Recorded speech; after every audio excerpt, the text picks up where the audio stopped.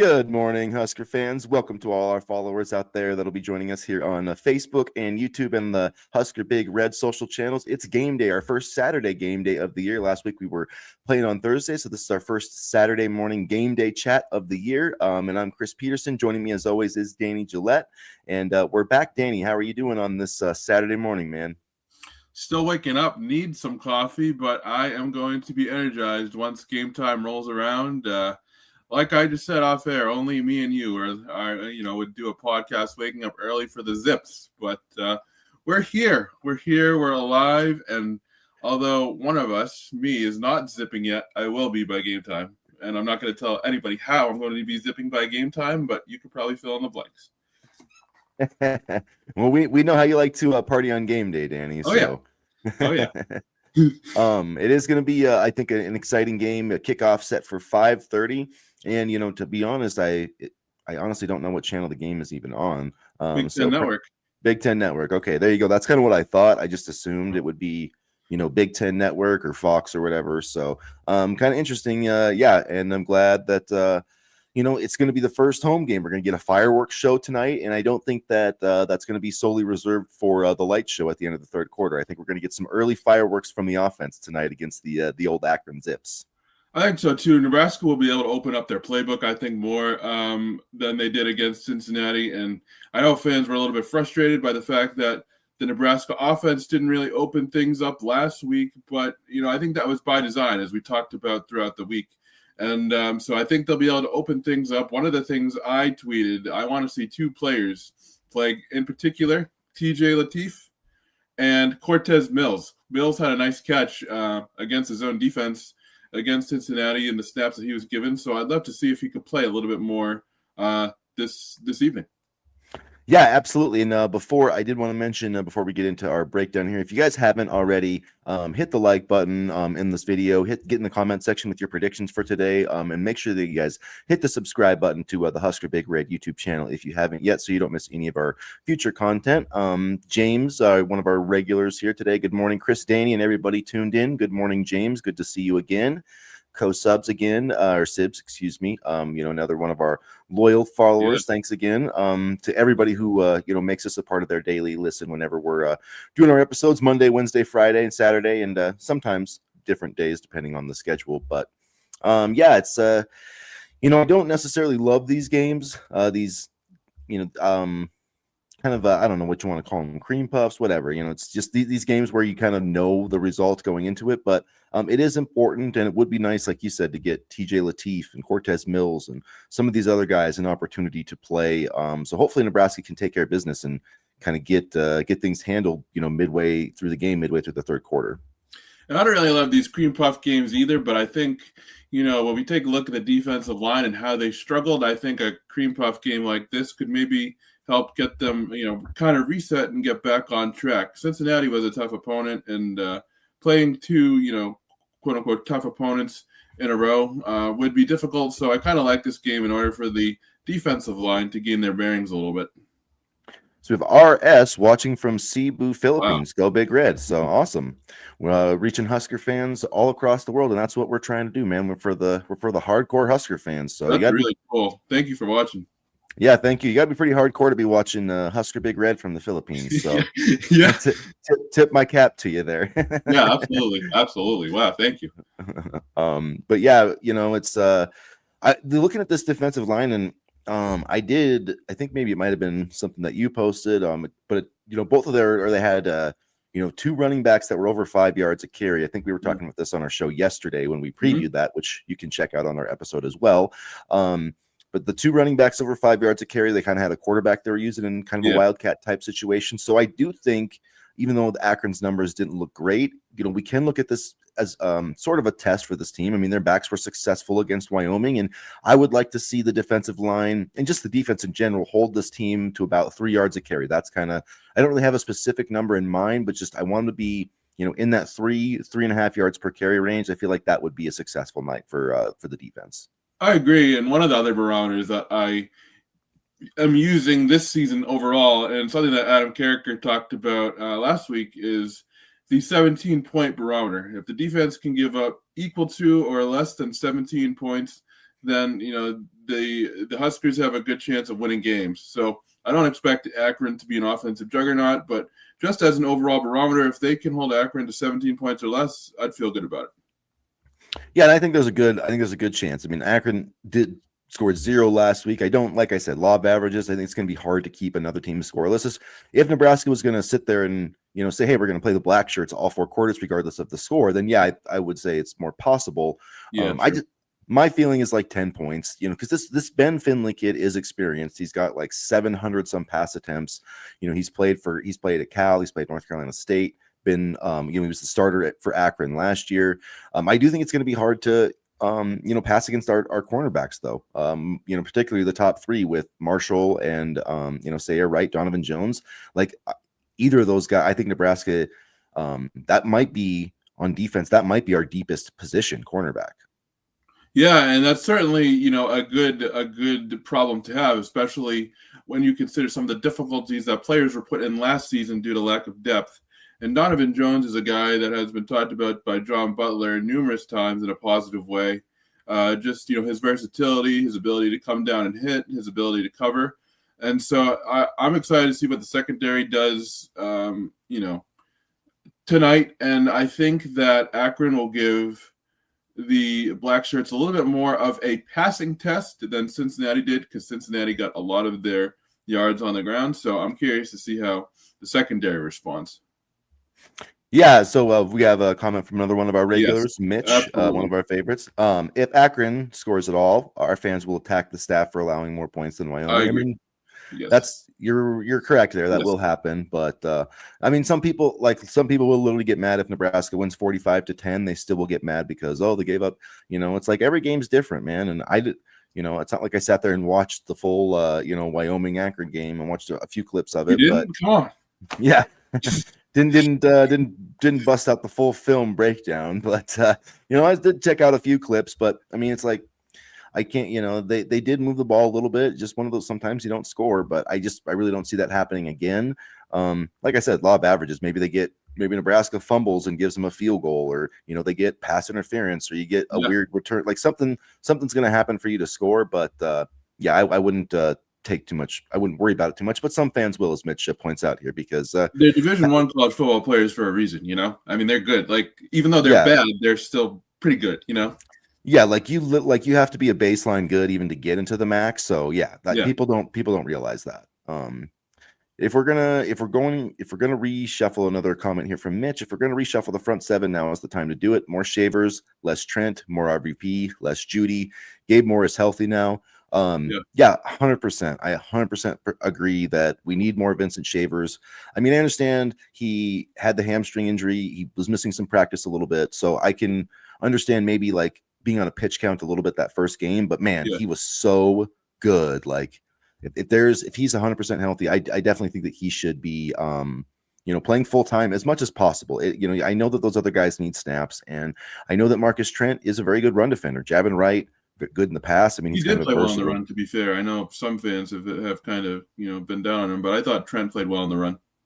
Yeah, I mean, it's not even about Wright, and it's not about, to me, it's not about Watson, Trent, and Wright, what they're doing wrong. It's what Shavers is doing right. And so he just needs to be on the field more. And I agree with Riley Van Poppel. I mean, he wasn't the best debut ever, but he was productive in those 20 snaps. He had a stop for loss, which is a win for the defense via PFF. He did have a QB pressure. So yeah, I think Van Poppel could use more. I'd like to see what Gabe Moore can do. I'd like to see more Jalen George. I had another fan was talking about Jalen George as the nose tackle, and I'm like, I don't know if he can do that. But you look at his weight; he's like 285, 290. That's what I thought he would be when they brought him in, to be honest with you, because we had a lot of depth on the defensive line. So I thought he could fill in as a nose tackle if need be.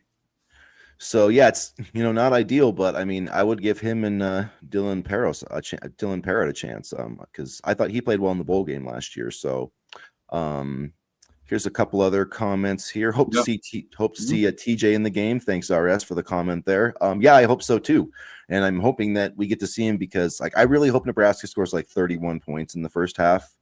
If they're gonna cover the spread, I think that's, like I said on Friday, I think they got to score about 4 touchdowns in the first half, which Dylan Raiola can do. I mean, I would love to see him just come out and like cook in this game. There was talk if it would be a failure, and this was on the internet, so take it with a grain of salt. There was talk on if not covering the spread would be a failure, and my thing is no, because if it's 28-10 late in the third quarter, and you take out the starters to keep them healthy, and you still don't cover the spread, and you put in the backups, see what they can do. I mean, that's fine with me.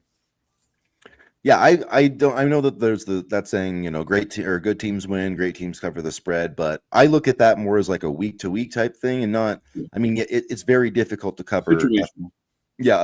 A 35-point spread. Like, you have to almost be aiming to do that, and some coaches just don't. Some coaches don't have that mentality of like, we're going to go out here and score 50 or 60 points, and especially the NFL type of head coaches. Like Michigan never really. When Michigan had a lot of these big spreads, they didn't cover it a lot of times because that's just not their style. And Matt Rule, I think, is very similar in that way. He's just not gonna. He just doesn't. I don't think he sees much point in trying to run up the score, I guess, for lack of a better term. And honestly, there shouldn't really be. Just get everybody else, get everybody out of the game healthy. Make sure you win. Take care of the fundamentals. As long as you get W's, that's all that matters, in my opinion. So to just move around a little bit here, before we move on to the this last comment from Mitch, Co says, have we heard anything good about Gabe Moore, who he's talking about there? So has there been some positive buzz about Gabe Moore? I haven't really heard any buzz about Gabe Moore, but I haven't heard anything negative either. So, I mean, I would like to see him. I'm not saying he should be the full time on the defensive line yet, but I'd love to see what he can do. Again, kind of like with Mills, these are the types of games where you put in, your less experienced players or your non-starters and see what they have. Yeah, and Gabe Moore has intrigued me because he started off college as like a defensive end type. He had 12 sacks coming out of high school, but now he's 6'5", 290. And he was going to be in the 2 deep last year with Mississippi State. I think he got hurt or whatever. So I would like to see what he could do, for the Huskers. And, you just never know. More D-line depth can't help. And I do feel like he could provide some, maybe some run defense, maybe something in the pass rush. But thank goodness Mitch made this comment here, because I've been beating this drum all week, and you've obviously agreed with me, but nobody else in Husker Nation is at the bottom here. Okay, we have a couple comments from Mitch here, so let's do this one first, and then I'm going to go back to your other comment, Mitch. So what if Cincinnati is actually a good team? I think we're judging Nebraska too harshly based off our opponent's record from last year, a year in which they lost their D-line at the end of the year due to injury, including the Godfather, Dante Corleone, or Corleone. I like to call him Corleone. Well, I don't know, whatever his name is. I think this is a good point, and sometimes that's why teams overreact in week one. That's why I think a lot of people are overreacting about Florida State beating Alabama and like the sky falling in Alabama. Well, what if by the end of the year, Florida State's 10-2 and the ACC champion? Now, it's still not a great loss. I'm not saying that, but it feels a lot different than Alabama losing to a team that won however many games they won last year. So I definitely agree with this point, Mitch. And I do think that Cincinnati, I'd be surprised if they didn't make a bowl game, honestly. Me too. And I'm glad that we see eye to eye on that, because people are like, oh man, this Nebraska team barely beat Cincinnati. Cincinnati's got some ballers, and you talked about you broke this down specifically. 3 future NFL draft picks: Joe Royer, Corleone, Sorsby. So they had some talent, and I wouldn't be surprised at all to see them make a bowl game. And so back to kind of our offensive point earlier, at least Mitch says at least Akron will be playing a normal defense. I'm not saying Raiola will make all the throws, but at least they will be there. Akron won't keep 3 safeties 15 yards deep every play. So they definitely, I mean, they basically were like, we're not going to let Nebraska explosive play us to win this game. You're going to have to dink and dunk it. That's the strategy that I utilize every game on College Football 26, because my guys could not cover. So I just play. Basically, I play cover 4 all day, and I'm like, if you can complete, 8, 10, 12 passes down the field against me, then fine. But I'm not going to give up a big chunk of yards, and that's what Cincinnati was determined to do. And something like that, I thought was a sign of growth with Raiola, not trying to force the ball deep. Yeah. And good quarterbacks, good quarterbacks take what the defense gives them. And he made 2 big time throws: the touchdown pass, the other throw to Hunter. The second touchdown pass wasn't really a good throw, but it was a good read, and it was a good read when you needed it. So I don't know why so many people are like hand-wringing about Dylan Raiola. I thought he played great last week. I I don't have the outside of the one, the one bad decision when he was late on the fourth down. That was the only play up where I can really criticize him. I thought he was great in the pocket, moving around. Like I saw people Maybe the criticizing almost interception, but even that, I mean, it happens. Yeah, I mean, he missed. You're not going to be perfect, right? No quarterback. I don't care. You could watch prime Tom Brady, and you could go through that game and see two or three throws where you're like, probably shouldn't have thrown that one. And you know what I mean? Like that's just how the game goes. So I thought that. I mean, people that were criticizing like his movement skills and like saying, "Oh, he's still fat." Like I'm not trying to legitimize these comments, but to me, that's crazy. I thought he Yeah. looked spectacular in the pocket, much better than he did last season. So I Yeah. was very encouraged by Dylan Raiola week one. That touchdown throw to Hunter was absolutely beautiful. Put it in a place where only Hunter could get it, and Hunter made a great catch too. I'm gonna be excited to see what he can do and see if he can build off, his great week last week. Yeah, absolutely. So Mitchell, earlier, he said TJ will play. Trying to catch up on some of these. James, it's going to be scary if the second stringers get time to play in blowout game. Yeah, that would be nice to get some of these guys an opportunity. Quinn Clark, I'd like to see more. Keelan Smith, it'd be nice to just see Carter Nelson, like be able to play like the Lindenmeyer role for a little bit, maybe. So yeah, let's see. Okay, so I wanted to actually ask you this because I wanted to see what you've heard. Have you heard anything on Elijah Pritchett? Because I had a bunch of different things, and okay, like not good things, or yes, but I'm not gonna, unless somebody brings it up in the chat here, I'm not gonna speculate, but reportedly not good things, and I agree, Mitch. Yeah, if that's fat, then I would love to be fat. Yeah, I'd love to. Yeah, I'd love to be fat like Dylan Raiola. And it's like, who are the people making these criticisms? Like anyway, I just always People find that who interesting. are 5 times Raiola's body weight. Yes. Thanks for that point, Danny. No. Should Barney play today? I know he's maybe. Yeah, I would say if you don't need, I don't think they need him. Just. I don't. Why risk it? I mean, if he's not 100%, let Quinn Clark get some chances. Let Cortez Mills. Let Keelan Smith. I wouldn't risk it. Get him healthy for next week. Yeah, Jeremiah Jones. I mean, there's tons of guys. Mosey. It sounds like Mosey could still see some time at receiver. So, I am interested to see how they work out that running back rotation today because that's I want to see. I'm watching the run defense closely and the pass rush. Like I want to see Nebraska hit the quarterback today. I want to see some explosive plays, but I want to see like give Mekhi Nelson the ball sometime. Like give one of these guys more than one carry. We've heard about Quentin Ives and Nelson and Mosey. Like let's give them the ball and see what we can do. See what they can do with it. And again, I think the running back usage from last week was just according to the game plan and how the game flowed. So this is from Mitch. I'm assuming this is about Pritchett. So he's been suspended twice in the last 30 days. I don't think there will be a third suspension. So I don't know exactly, what all entails there, but by that meaning be off the team before he's suspended a third time, which is disappointing. But hey, man, if you got to clean house, sometimes you got to clean house. I mean, we've seen that. It's a business. It's not if you're not stepping up and doing the job. I mean, Gunner's taking his place today, right? Yeah, and that's what it's with those comments from Mitch, that does make sense with the way that Matt Rule handled it in the press conference. Because Gunner was named right tackle like pretty early in the week in relation to game time decisions. So that does line up. And when he was asked the question too at his press conference, he did not elaborate. He didn't talk about Elijah Pritchett at all. He said Gunnar Gatula will start, and it just was. I mean, Matt Rule is not one to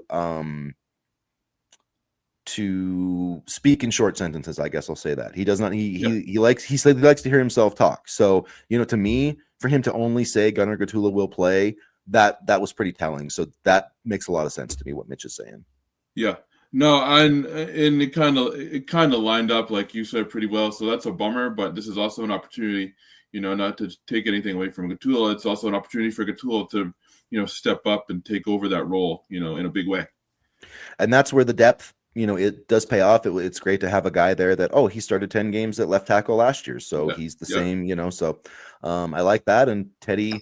Knock on wood, as long as he stays healthy, I think Nebraska will be fine at tackle. And they also have Corcoran and Knack, so I don't want to get the Turner Corcoran show, but I guess we could do worse. So we'll see. I mean, and I feel like we shit on the guy all the time, but it's just about his health, really. I mean, he played okay last week, so I just feel like he's still kind of being forced to play out of position a little bit. He probably would be a better guard, but they obviously don't have a spot there, so it makes sense to play him where they're playing him.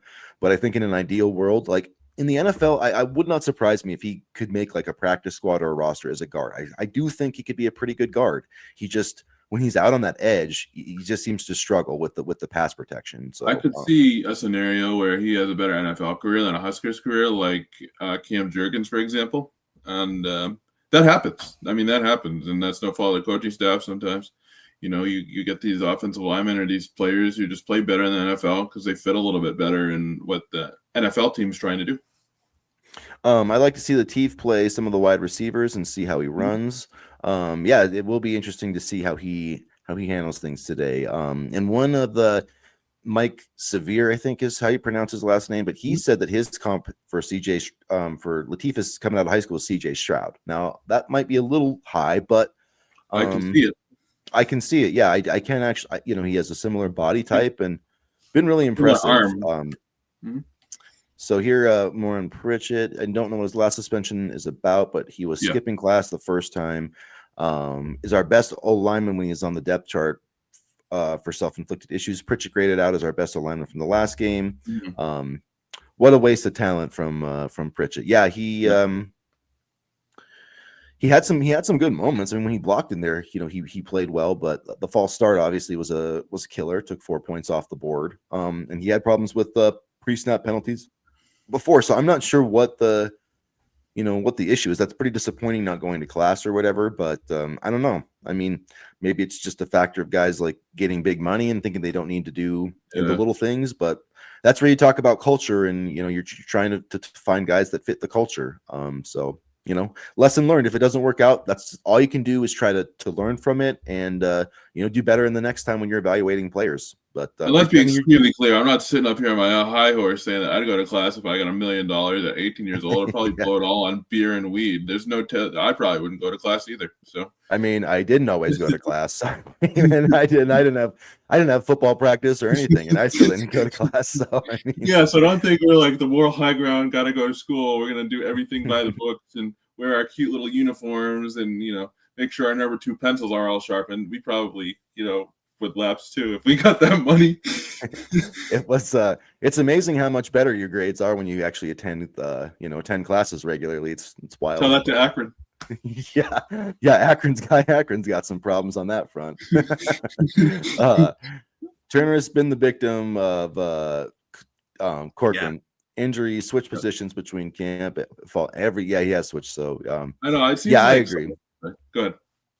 I just hope that hopefully he can make a positive impact and just not get hurt this year. That's my big hope for him and Teddy, just to not get hurt and to give themselves a legitimate chance to get to an NFL roster next year. So it seems like he's never had a solid position in all the years, and he's been here for 5 years with 3 different coaches. It seems like he's never had a solid position. It's just then the injuries. It's maybe like Thomas Fedoni, even, for example, maybe just getting out of Nebraska would be much better for him. Yeah, and I think, then the 1 year he was when I thought he had his best is when they had Prohaska out at left, and then Bryce Benhurt was at right. But of course, Prohaska tore his knee up, and then Corcoran had to move out to left tackle again. So I think it was 2022. I think it was the first. Yeah, it was 2022 because Turner was or Teddy was kind of coming back, and that's when he probably just shouldn't have played at all, and then he ended up being out for the season, and Turner had to move back to left tackle, and so yeah. Okay, now I remember. So will Iowa State beat Iowa today? I think they're pretty. Iowa State's pretty good, so I'm going to say yes. I don't know. I'm going to go with Iowa. I don't know. I just for whatever they'll muck it up and find a way to win 9-6 or something. Mark Gronowski will pass for a season high of 100 yards today. Which I guess will be okay for the Big Ten because it'll at least be another Power 4 win for the league. But yeah, they'll be celebrating like it's the greatest offensive performance, and Iowa history. Mark Gronowski will have an offensive explosion of 150 yards next week. Yeah, Akron can't play in a bowl game, but Michigan can. So. I mean, that's the NCAA for you. I mean, Michigan shouldn't be banned from a bowl game, you guys. Come on. They didn't do anything wrong. You know who else, kind of speaking of Michigan, you know who else is looking to do things wrong? Or seems like he's doing things wrong right now is JJ. But we're not going to get into the JJ discussion. I was just watching some of his tape the other day, and he's still struggling. But I'm not going to give up on him yet, but I don't know. Yeah, I have full faith in JJ McCarthy, like I had full faith in Jordan Love. So yeah, he'll be fine, and he'll finally 10 games every year. So well, yeah, but that's true. I mean, but we'll see about that. But I do think, yeah, I think he'll be okay, and I think he'll finally show everybody that. I mean, yeah, I just hate the reputation that he gets for like being captain handoff, and that's just not anywhere close to true. That's just nowhere close to true. So Bryce Underwood is going to be the better quarterback. Oh yeah, Bryce Underwood is the better quarterback. Yeah, no, Bryce Underwood. Bryce Underwood is the best. He's the most talented quarterback I've ever seen. I mean, from Michigan, not from anybody, but the things he did. Like in that game, I mean, he looked like a third year. He looked like JJ McCarthy in his junior season. Like the decisions he was making and some of the throws that he was making. Like this dude's legit, and he didn't even run. That's the thing is he's like all these guys like Dan Orlovsky and basically anybody who watched this film is being like this guy's generational and all this stuff, and he can run too. He didn't even run at all. So imagine like this is basically like CJ Stroud with the running ability of Cam Newton. I mean, that's what this guy can be, like seriously. So I hope that Nebraska is working on their quarterback defense here for a couple of weeks down the road. You have split screen because Nebraska's on at 7:30 or 7:30 my time. And then you got Michigan on, I believe, at the same time. I got the YouTube TV, so I should be able to. So you're gonna have a busy night. So well, I mean, Nebraska should be taking care of business easily. I think the Michigan-Oklahoma game, I think is going to be an absolute war. I do think I like Michigan, though. I know a lot of people don't, but I do like Michigan in this matchup. I like John Mateer, too, so I think it's going to be a fun quarterback battle. Let's see, get back to I do think, yeah, it's my thing with, yeah, and Michigan is so, it comes down to their defense, really. They gave up 17 points last week, and that's the thing I'm going to be watching this week is how they're going to play against John Mateer, because that's how I'm going to really judge that a lot against Dylan Raiola here in 2 weeks, because that to me is still the game that's going to define the season for Nebraska. If they beat Michigan, they're going to make the playoff. If they don't beat Michigan, they're not. I just think that's going to be. I think if they beat Michigan, that's going to give them like a whole world of confidence. Like it's going to be like when Michigan beat Ohio State. Like not quite to that level, but like in that 2021 season before they beat Ohio State, they beat Penn State in like a really difficult, close game, and that to me it changed everything for that program. And Nebraska needs a win like that. They need that top 25 win, like. The win, like, hey, we can beat these big time programs. And so I just feel like that can be a springboard. So I'll definitely be doing some scouting for that game as well. Let's see. So 1 full season to complete with their heads. Yeah, what would be Akron. So 1 season to compete with their heads held high. That would be a nice way for them to finish up their eligibility. I mean, they've been, to be honest, I don't think it. They probably don't care because Akron ain't making a bowl, even if they were eligible. They've only won like 7 games over the last 3 years. So Kansas State fans are bragging about how they will beat Army. Those fans haven't changed. Yeah, I know Kansas State fans think they own Nebraska because they had like 5 or 10 good years or something. It was like, dude, we owned you for like 60 years. So I don't know. I don't really get the recency bias that people get. I think they could beat USC. I don't know about Penn State. So here, yeah. So Nebraska can't get to the playoffs unless they beat Michigan. Well, the thing that's going to make it tough if they lose to Michigan is because I really feel like that they're, when you go through the schedule, because it's one thing to say, oh, there's going to be a bunch of teams that are 10-2 or whatever, but I do like Illinois doesn't have that difficult of a schedule. Nebraska and Michigan, they have difficult games, but they're not that. So I could see a scenario where like Nebraska and Michigan both end up at 10-2. And so then it's like, who's going to get the nod there? Probably the team who won the head-to-head matchup. So that is something where, if Nebraska wins, they're 10-2, Michigan's 9-3. But if Michigan wins, because I do think that Nebraska could lose to Michigan, lose to Penn State, but win their other games. I really think they can beat. Like I don't agree that they can't beat USC. I think that I would give them a better chance of beating USC than beating Michigan. Yeah. Well, I would give them a better chance of beating USC than beating Penn State. Yeah, well, yeah, for sure. Penn State's the really tough one. I think Michigan, it's just a weird game, and there's the whole Sharon Moore factor being out of it. But the thing I don't like about it is, I just have to see our run defense because, Michigan's defensive line is really good. I mean, their front seven is really good. Like they have 3 linebackers probably that could play in the NFL. I mean, like Ernest Hausman, we all remember him, right? Like he's big time player. So, I mean, like I'm just really worried about them being able to pressure our front, our quarterback, and then how their running game is going to, are we going to be able to hold up against their running game? So, physically, our offensive and defensive lines are going to have to be really good in that game, and that's going to be a big test. I'm just not sure if we're there yet, but if they can pass that test, if Nebraska can pass that test and stand up with Michigan's offensive and defensive line, then I think that they can beat anybody on their schedule. Like truly, because I mean, to me, that's where Nebraska's kind of been trailing a little bit, offensive and defensive lines when we get to some of these big matchups and teams like Iowa and stuff. Like that's where getting better in the trenches and the quarterback. But I feel like we've got the quarterback, but you got to do your part in the trenches or it's not going to work out. And I think they will get stuff figured out by Michigan. Again, if they let Akron run all over them, then I'll be worried. Cincinnati, I feel, was a tough opening test, and for the most part, they did a decent job. They were a little bit leaky in the run, but for the most part, I feel like they did a decent job. And so I'm not as worried, but if the defensive line performs poorly these next 2 games, then I will be a lot more worried, not a little bit more worried. Yeah, like if Akron comes out and runs for like 100 yards today, then I'm gonna be then freaking the alarm out bells will sound. The alarm bells will go off. But I think this D line is going to play like I did my bold predictions yesterday. I think Nebraska's going to get 4 sacks.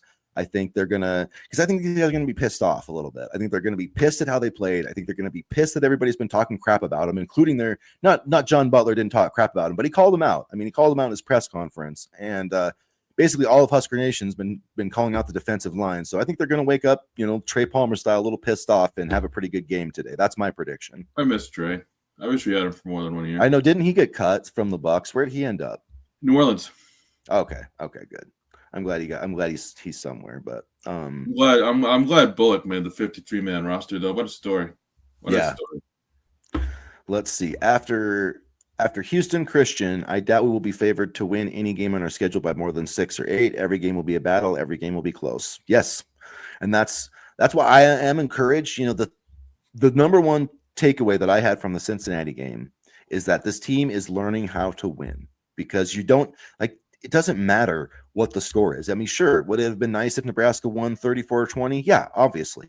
But it doesn't, those style points, that doesn't matter. There's not a place on the scoreboard for pretty. There's not a place on the scoreboard for style points. It's just how many points did you score and how many points did the other team score. And for many, many, many years, Nebraska would have games 2021 Michigan State, 2021 Michigan, 2021 Iowa, where they played better for the entire game, but they would find a way to lose on the scoreboard. So, the fact that in this game and in the Boston College game in the Pinstripe Bowl, it wasn't perfect, wasn't pretty. They found a way. And you know what? That's what this team needed to do, is learn how to win. So I agree with you, Mitch. I'll argue the Purdue game too a little bit last year. Yeah. Yeah, no, you're right. They didn't panic. They made a play, they made a play. We always talk about that. Somebody's got to make a play. Well, Malcolm Hartzog made a play. He screwed up the play before, but he made the play that he needed to win the game. And John Butler, I think, did a good job of setting that up all game. They set up that defense, and Cincinnati, he thought he was going to have that shot deep, and it wasn't there, and they kind of confused him in the coverage. And that's what you need your defensive coordinator to do. When it's game time, when it's crunch time, you've got to have that call that can confuse the quarterback. And John Butler did that, and Malcolm Hartzog executed it. So he quickly forgot about his mistake, and he came back and made that big play. That to me was very telling in a positive way. So I was happy to see that. Yeah, and I do think Cincinnati is a better team than people are giving them credit for. So Yeah, I mean their backs are legit. Their quarterback's legit. They got a good tight end. They got a good offensive line. They got a pretty good defensive line. Yeah, So, yeah, I would not, and yeah, not a bad secondary either. Not a bad secondary.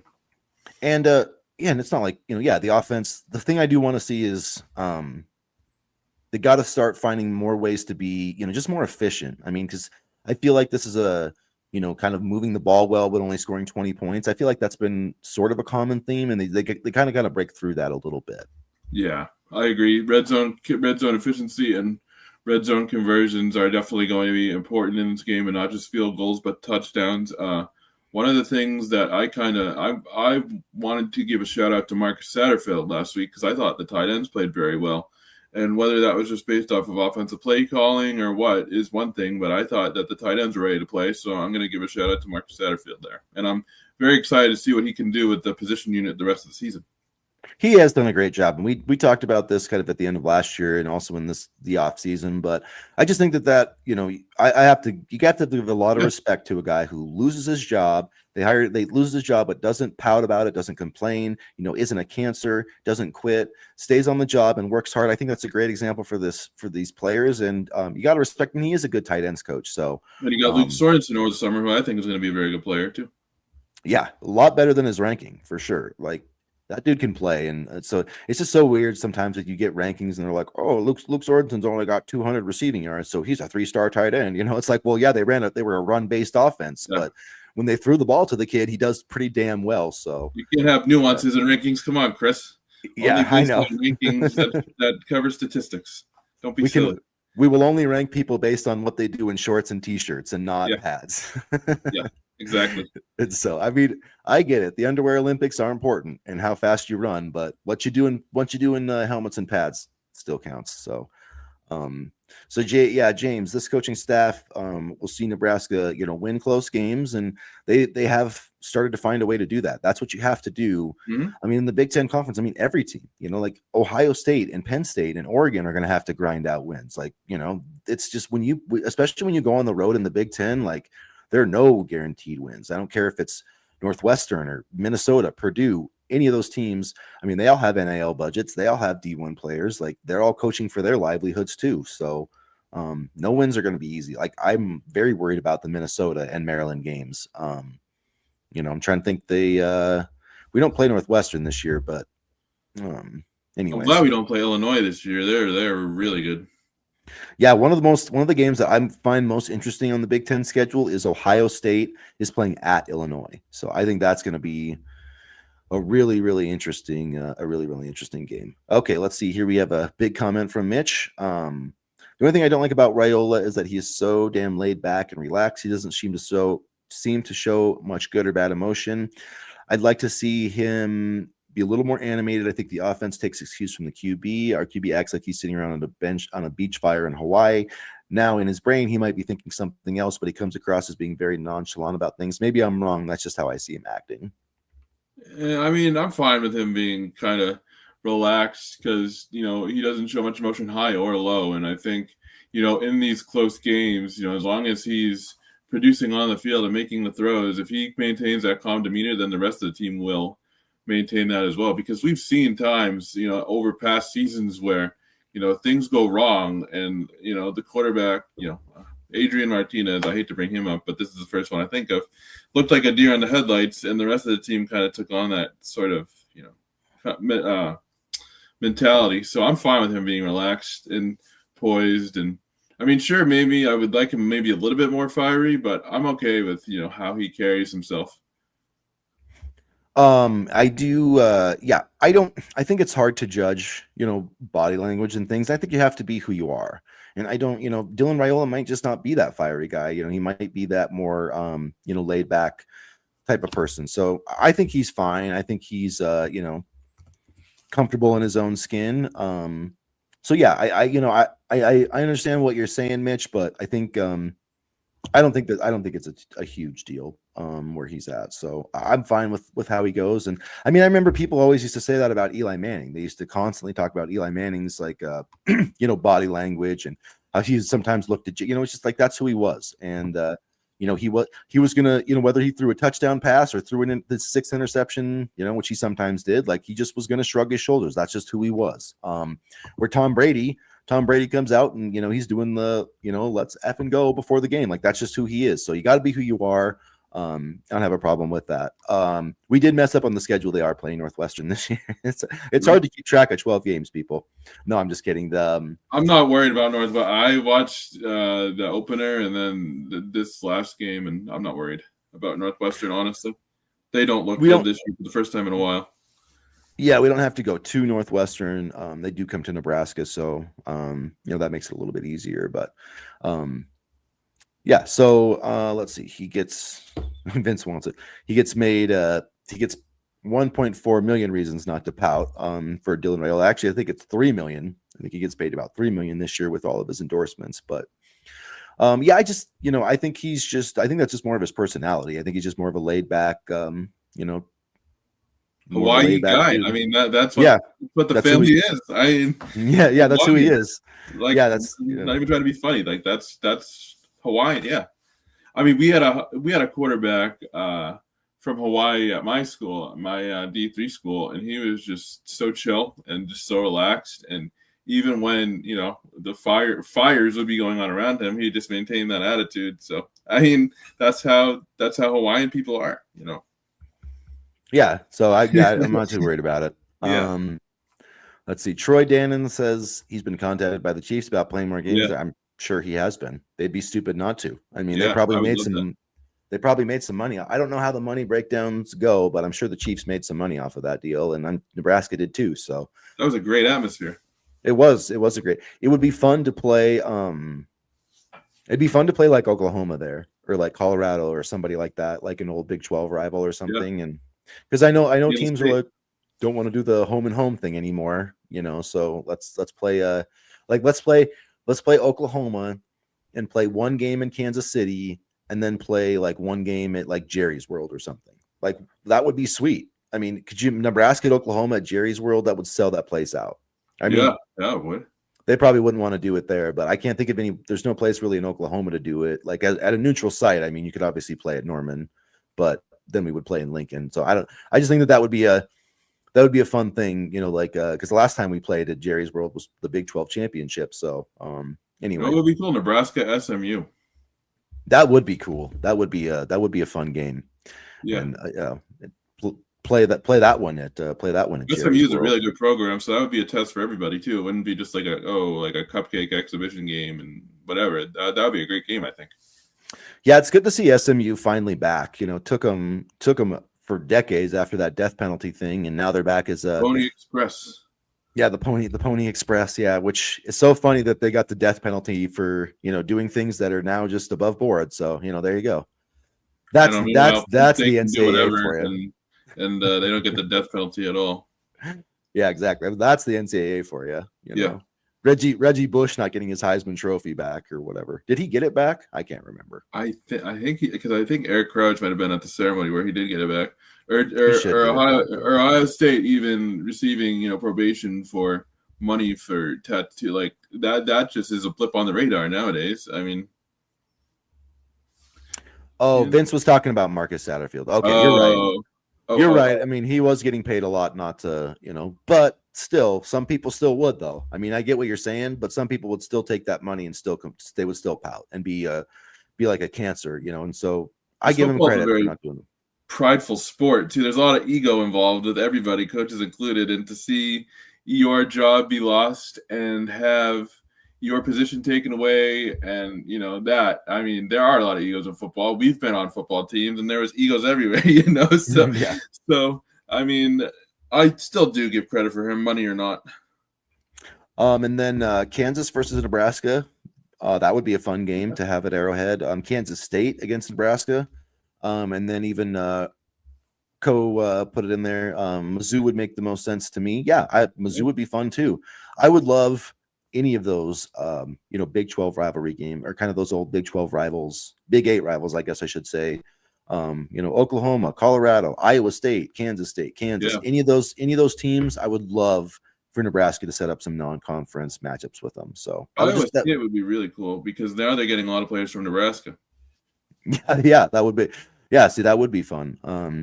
I'd love to get a shot at Kansas State too. Hate those guys. That was definitely like when we got to the end, the last, the end years of the Big Eight. It was, Oklahoma. We didn't really care about as much because they were in the other division. So it was like Colorado, but I really, really hated Kansas State. So that's kind of an underrated rivalry in Nebraska history. So I would love to see those two teams play again. Colorado at Denver would be interesting, which would also be really cool. That would be cool at Mile High. Man, that place would be packed. Like that would be sweet. That's the thing is Nebraska will if you put a game in Timbuktu, Nebraska fans will be there. So like, that's like Kansas City wants. It's like I'm sure Kansas City does want them, but I mean you could put a game anywhere, Nebraska fans will show up.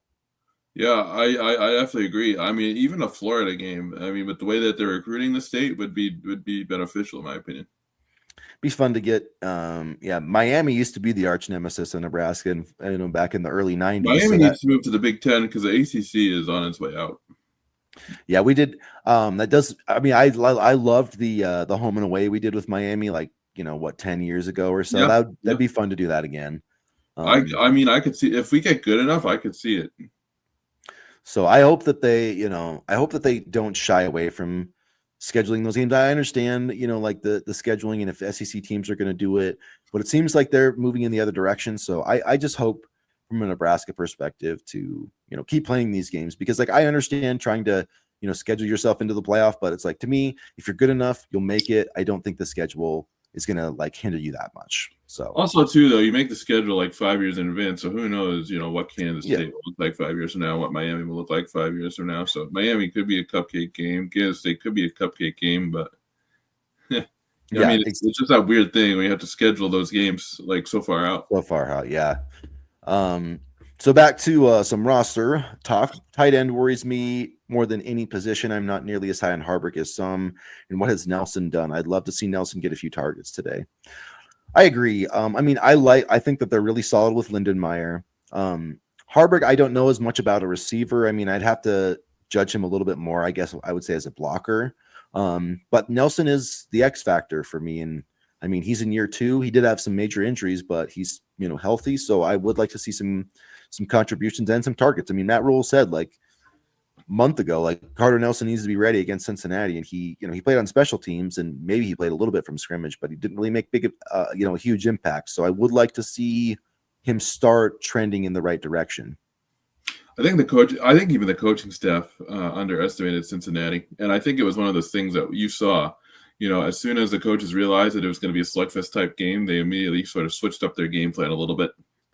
Yeah. I mean, I think they definitely had plans to open things up and involve Carter Nelson and, have Dylan Raiola make deep throws, but I think they had to adjust in real time once they realized what type of game it was going to be. Like, I don't think, Matt Rule saying he wants to get Carter Nelson involved and Carter Nelson better be ready was hyperbole. I think it was just how the game went. Harburg did awful the last game. His blocking was more miss than hit, according to Mitch, on the hit and miss scale.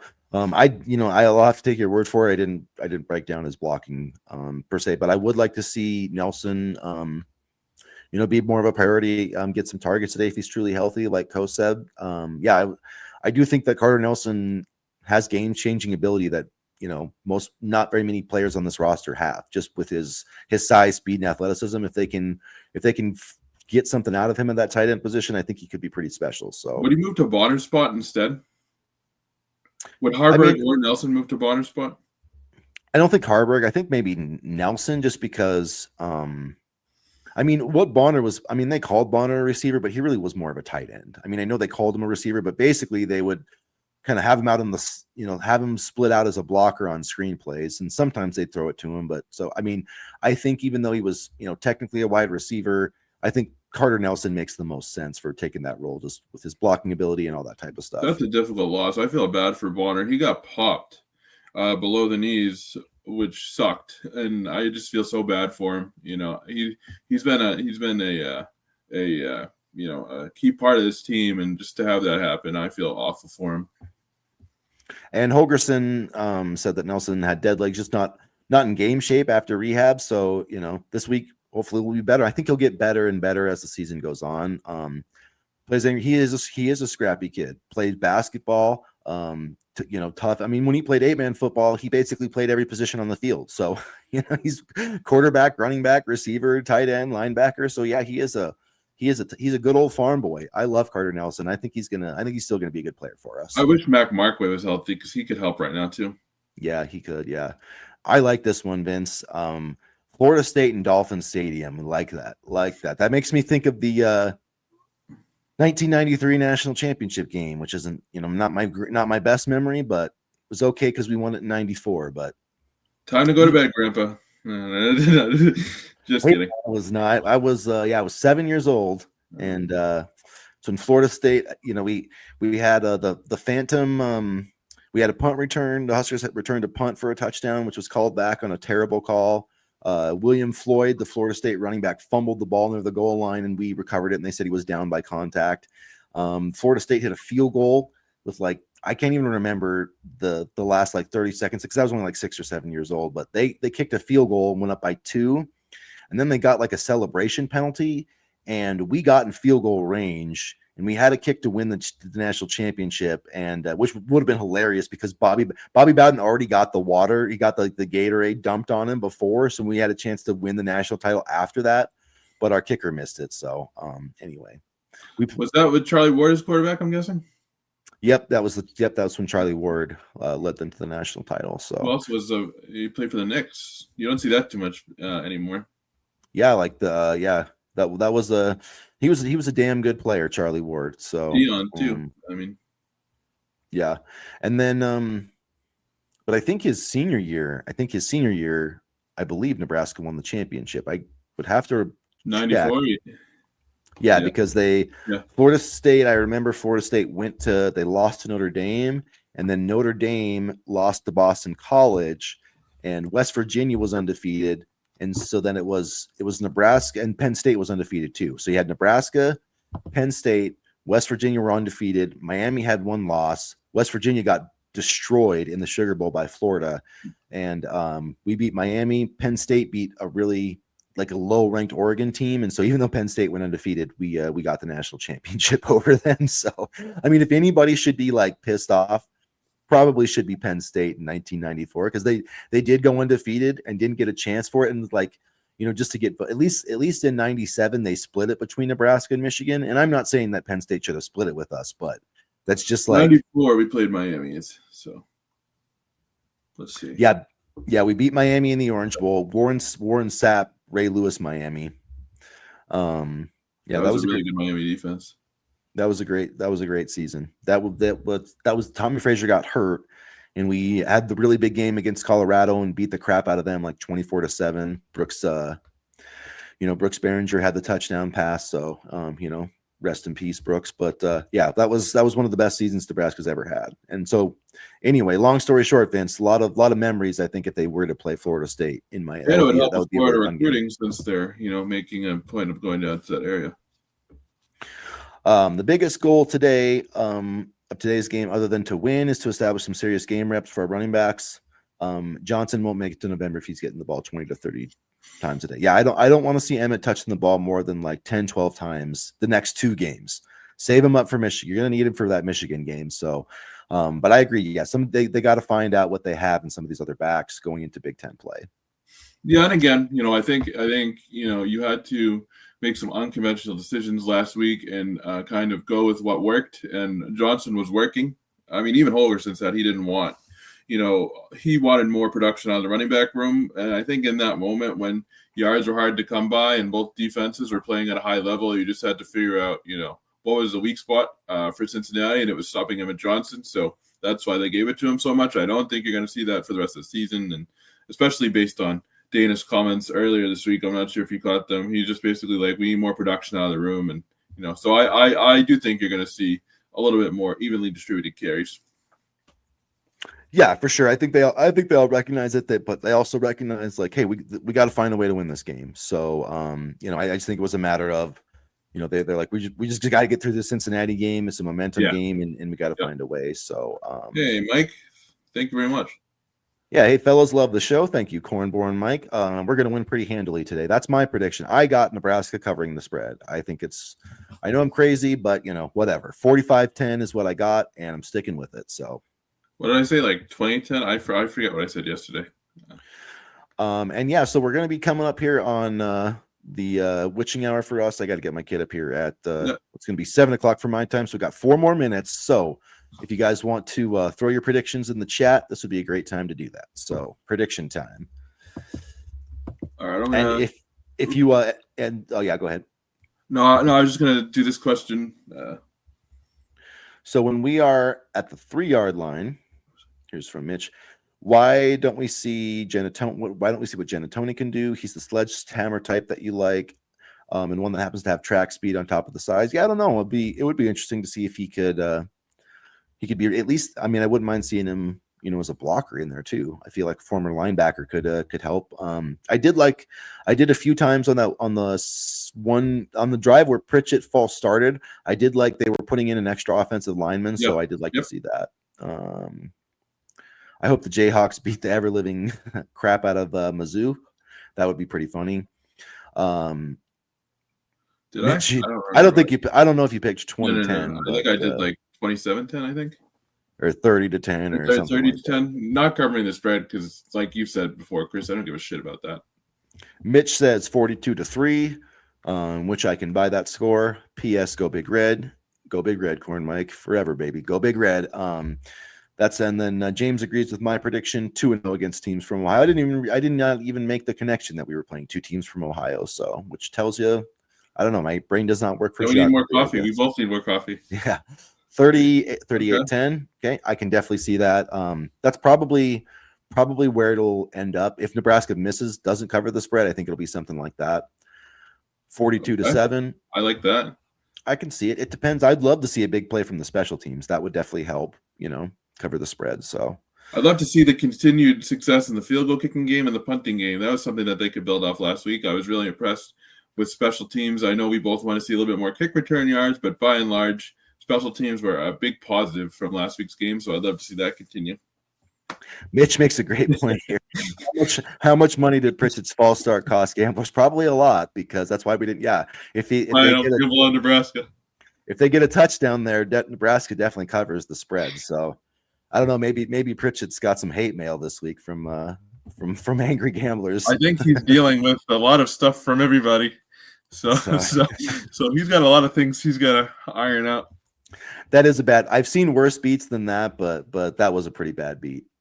So, all right, you guys. Well, I'll have to wrap up here. Thanks everybody for hanging out with us and interacting with us today. That's why we do this. We love to interact with our fellow hardcore Husker fans. So if you haven't yet, please do us the huge favor. Hit the subscribe button, get into the comment section, and as always, go Big Red. Go Big Red.